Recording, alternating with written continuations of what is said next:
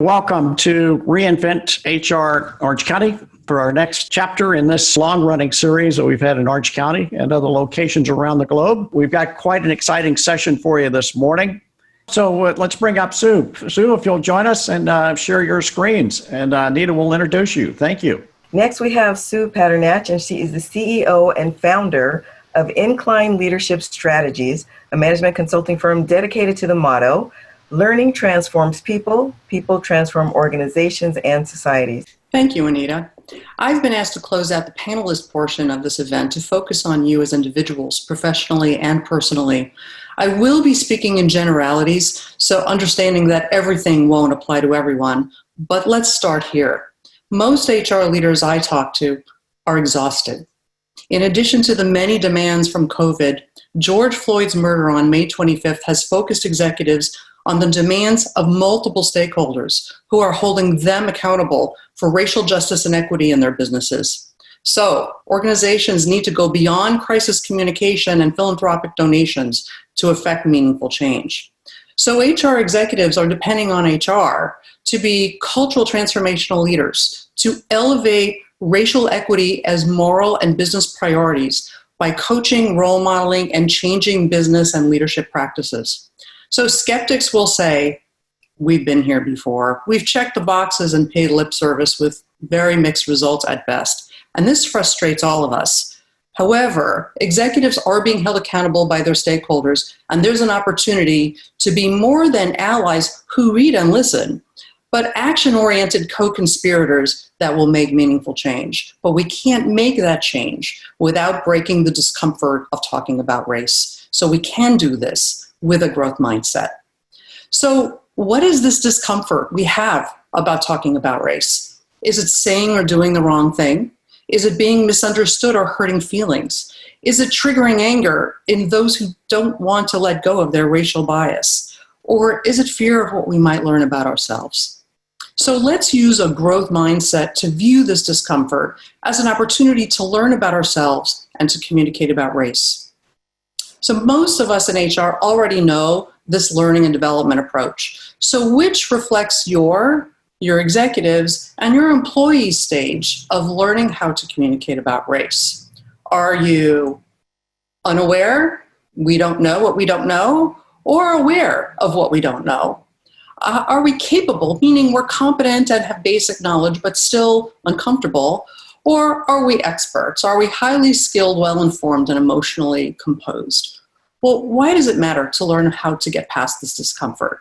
Research shows that when our Black colleagues seek help or counseling, lacking self-awareness about our white racial bias makes us more likely to do or say those uncomfortable things. And that discredits us. We're perceived as self-deceptive and preoccupied with our image rather than eliminating racism. So this can have long-lasting, dangerous mental health outcomes for our Black colleagues. So let me introduce you to E.O. Wilson, Harvard sociobiologist, who once wrote, "We have created a Star Wars civilization with Stone Age emotions." We live in a microwave and Amazon time. Breaking through the discomfort of talking about race can't happen fast enough. And as leaders, we're used to being experts. And if we're not, we're frustrated. But as Brené Brown tells us, if this isn't about self-blame or self-shame, this is about vulnerability and courage. And many HR leaders are using their emotional intelligence to make it psychologically safe for our Black friends and colleagues to tell their stories.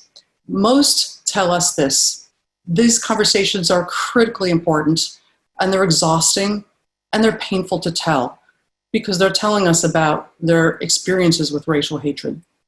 And so what we are doing is we are using various forms of multi-ethnic empathy. We are using our cognitive empathy to show that we understand, and that we are using our emotional empathy to show that we care and we're kind.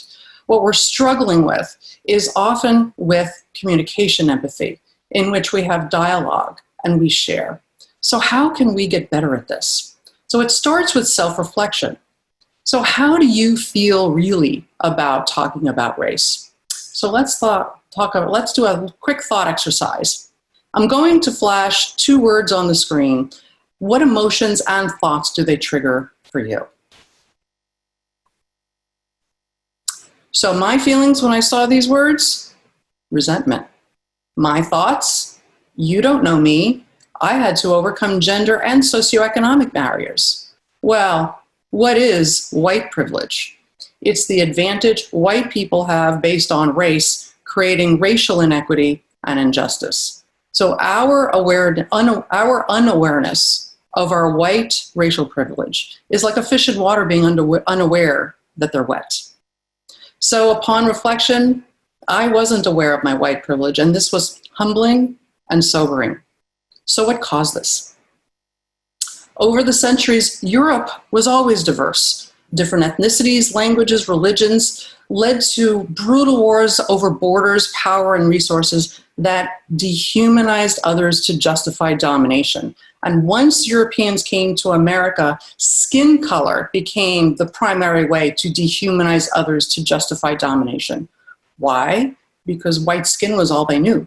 So whiteness was normalized and everyone else was racialized. So some of those Europeans became the white Americans that enslaved and then segregated Black Africans. But segregation was outlawed in 1964. How relevant is this today? Didn't that end racism and discrimination? Well, as we know, we've seen many, many improvements over the decades, but we have also a far way to go. There's been some stagnation. So you probably heard of structural racism. And in HR, many of us know of the experiment of sending 4 identical resumes adjusted for gender and race, showing greater frequency of interviews and hires going to white males. Other research shows that when Black candidates whiten their resumes, their odds of getting interviewed and hired increase significantly. This is an example of structural racism. It's those policies and practices and cultural norms that legitimize racial inequity at the institutional level. Well, let's talk about the societal level. At the societal level, this is at the community or the group level. So if you're not Black, imagine living a life in which you're suspected of being less intelligent or having a criminal intent because of your skin color. Several Black colleagues have said how they've had to go along to get along because they didn't feel free to speak up. And any woman who has felt the sting of being labeled a gender hire can empathize with the insult of being labeled a diversity hire. And at the individual level, though the media covers extreme examples of racism, there's less focus on the awkward everyday interpersonal interactions caused by unconscious racial bias. This Stephen Colbert comedy bit mocked white people who show off their one Black friend. Others with racial bias who experience discomfort with Black people unconsciously express this with increased eye blinking, avoiding eye contact, indirect body posture, and quicker, more transactional interactions. So I invite you to focus on yourself, even if you are an expert. We're all works of progress and learning. And as you coach and lead change, you'll be the role model of cognitive, emotional, and communication empathy. So here is a communication empathy exercise from the EIDI Institute, which you can use for yourself when coaching or facilitating a small group discussion. So as you scan these, consider this. The more we share our feelings, our beliefs, and our experiences about race, the more we can break the discomfort of talking about race and drive meaningful change for racial justice and equity in our organizations and in this country. That's my time. Thank you.